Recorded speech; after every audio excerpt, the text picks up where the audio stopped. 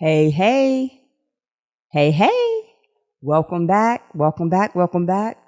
This is the Bojoul channel, home of self-care and wellness, and every and anything that'll help you to become the greatest and most powerful version of yourself.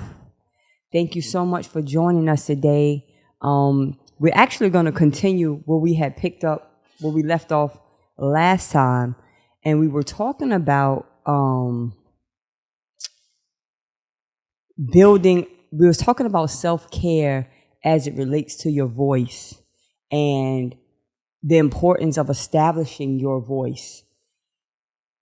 And it's so many different aspects to navigating in this world, so that what it is that you're doing, what it is that you're saying, what it is you're trying to communicate about your life, about your, where you're going, your direction, is that it's clearly understood.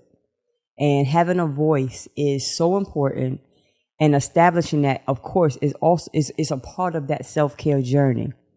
But today I want to build on that concept, and I want to talk about building self-confidence for effective self-care. When you talk about building self-confidence, right? So let's just break the word down, the basics of it. Is self-confidence. It's confidence that you have about yourself. Simple. It's not deep or anything like that, but it can be. Because your level of self-confidence affects every single thing that you do in your life. And even though it may not look like you have self-confidence issues, self-confidence issues will show up in every decision that you make, in the friendships that you keep, in the relationships that you establish. It's everything. And so today I want to talk about recognizing some of the challenges of building self-confidence, because what I would like to do in our different episodes is, as we speak about certain things, I don't want to take it for granted that you understand my operational definition of it. Not that you don't understand it, but everybody have different operational definitions of a certain word. So when we talk about self-confidence, I'm talking about the confidence that you have within you, that is going to be portrayed in the world. And it's going to be reflected and manifested in the world around you, with the people you interact with. And it's going to either negatively or positively impact everything that you do. But just to say build your self-confidence is not fair, because how does that happen? How do you even begin to build your self-confidence? Well, I want to start this conversation by talking about some of the things that we have to address before you start building anything. Because you can't build anything when there's a leak somewhere. Like, you can't fill a bucket if there's a hole in the bottom of it, yes? So self-confidence is similar to that. It's like, it's hard to build self-confidence when you're kind of leaking from some different things or traumas that may or may not be directly affecting you. So first of all, I want to say, in order to build your self-confidence, one of the first things you have to do is to identify your own self-doubt and your own negative self-talk. I've never needed anybody to beat me down or to make me feel less than, because I did a good job of it all by myself. Just the conversations that I was having within my head was enough to debilitate me and render me useless for any activity moving forward. Just my own negative self-talk, the way I doubted myself. And I know that I'm not by myself. I understand that that is a prevailing issue that many of us contend with. And the thing about it is, it's a silent thing that we contend with, which can be most deadly. Because We're great at hiding. We're great at appearances. We can appear as if we're okay. We can appear like everything is well, and it's not. And so that in itself can eat away at your progress, because as long as you're looking like you're doing okay, and as long as it's looking like you're confident, then nobody's really going to bother you. Sort of kind of like that thing where you want to be like the invisible person in the room. But in this self-care journey, you have to show up. You have to show up for yourself. That's what this self-care, self is the first word, self-care journey. It's about you focusing on your own care and how you navigate and how you interact and how you weave in and out of different scenarios and circumstances in this life. When you identify your own self-doubt and your own negative self-talk, and you become real with that, you get real with it, meaning you don't have to be embarrassed about it. When you become aware of the moments when you doubt yourself and you start to engage, it's like you have to stop it on its entrance. You have to start to be able to recognize it. First of all, here we go. You got to recognize it.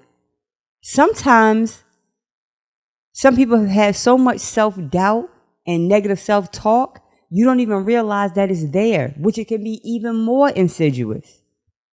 If a poison is coming into your life and you're not even aware of it, that's the most deadly, because I don't even know what's happening. Recognize your own self-doubt and your own negative talk, and notice too, you know what? Notice when it begins to happen. Like, is it like in the presence of certain people, or maybe a certain class of people, maybe that make you feel intimidated? Maybe it is when you pinpoint it.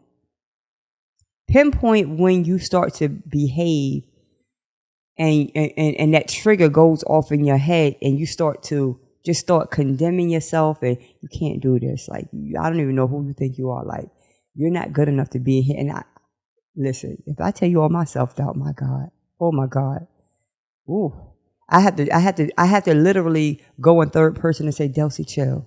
Like, you need to have a seat somewhere. Like, for real.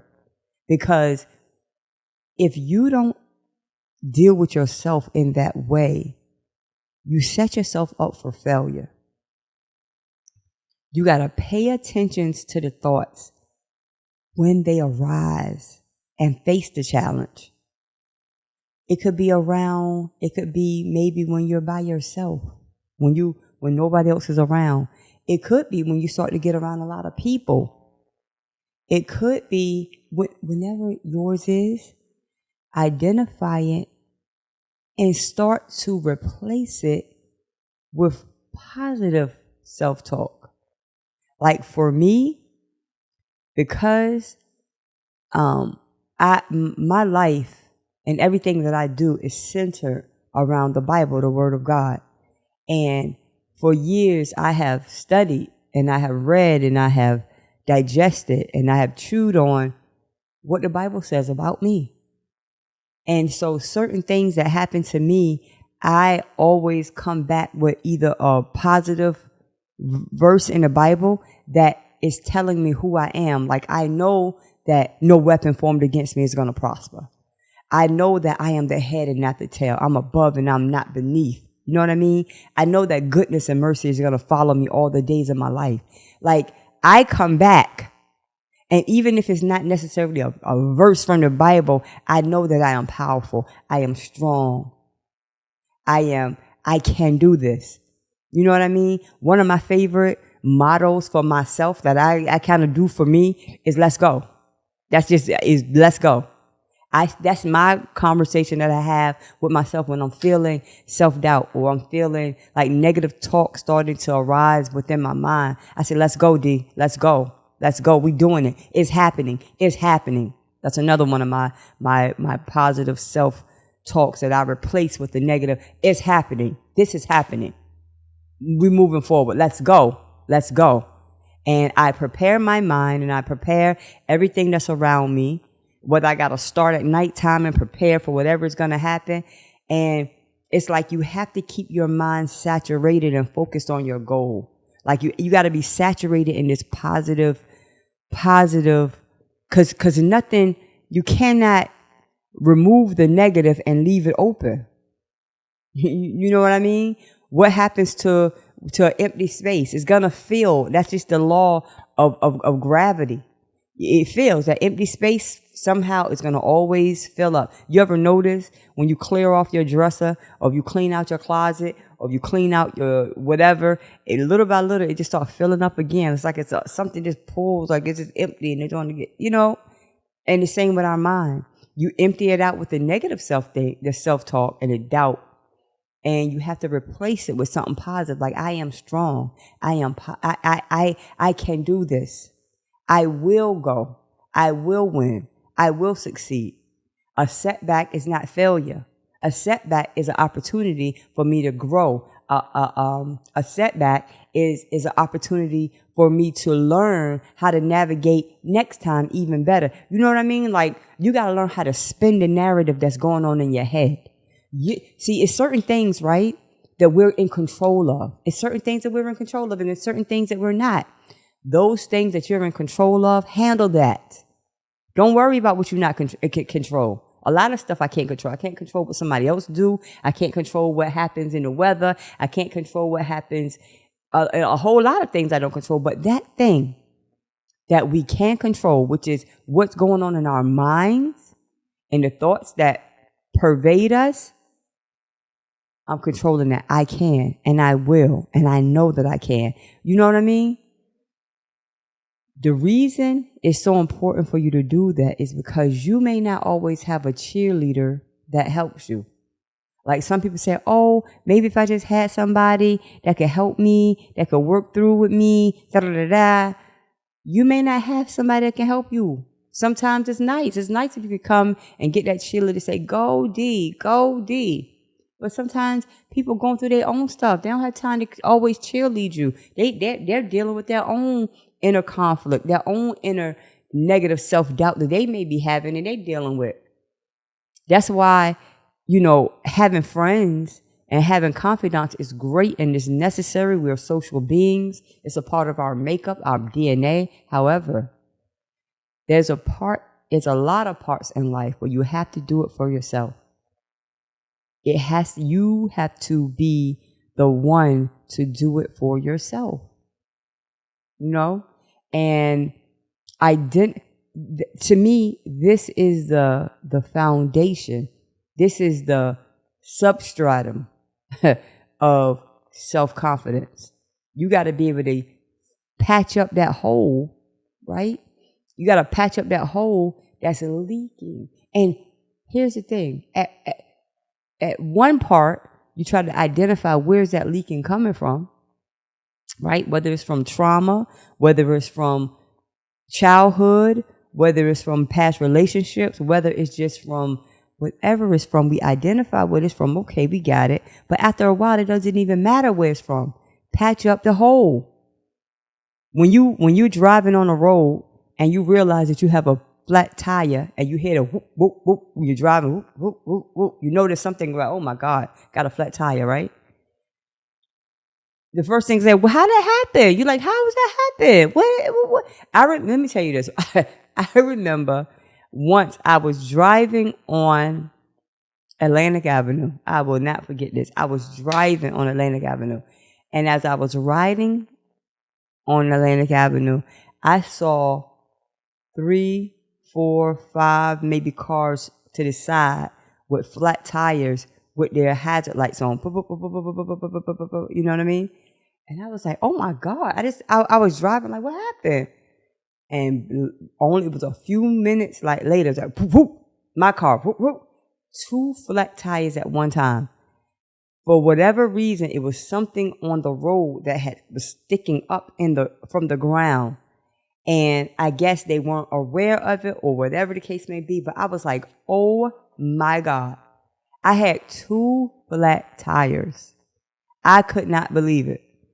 And anyway, the first thing that happened, I was like, oh my God, what? And then I realized that, oh, that's what everybody's on the side of the road for. It's, it's a malfunction in the street. It's a faulty road or whatever. But once I realized that what happened, I didn't care. I was like, okay, so how do I fix this? I was on the phone with AAA. I was calling whatever I had to do to fix it. Let's go. I got to get back rolling again. And so that's the same thing. When you realize that you engage so much in negative self, and let me tell you something real quick. I realize, right? And I pay attention to a lot of things. And I notice that people who always are talking about other people, that is sort of kind of their way of maybe diverting from the own negative self-talk that's going on in their own head. You ever notice that, like, sometimes you get people, they always got something to say about somebody, something negative, something condescending, something like, what? Instead of dealing with the negative self-talk about that's going on about themselves, that narrative, that whole loop that's going on about themselves, they escape that by coming out and speaking about other people. Like, oh, they want to say negative things about this or negative things about that. Never mind these people. And I know we all have them in our life. Never mind them. Pay them no mind. Overlook them. Overlook them and focus on you. You know Michael Jackson is my favorite artist, right? He got a song that says, I'm starting with the man in the mirror. I'm asking him to change his ways. Don't play with me. I'll sing the whole song. But to my point, start with yourself. This is a self-care channel. We ain't talking about nobody else. This is self-care. You got to care about that negative loop that's going on in your mind, that narrative that's wreaking havoc on your future, on all of your projects, on all of your relationships. In order for you to build your self-confidence, you got to start right there. Let's shut it down from within. Let me tell you something. I've been in business for many years.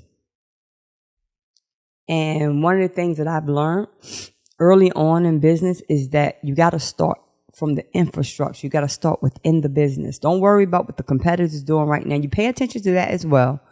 But primarily, you focus in-house.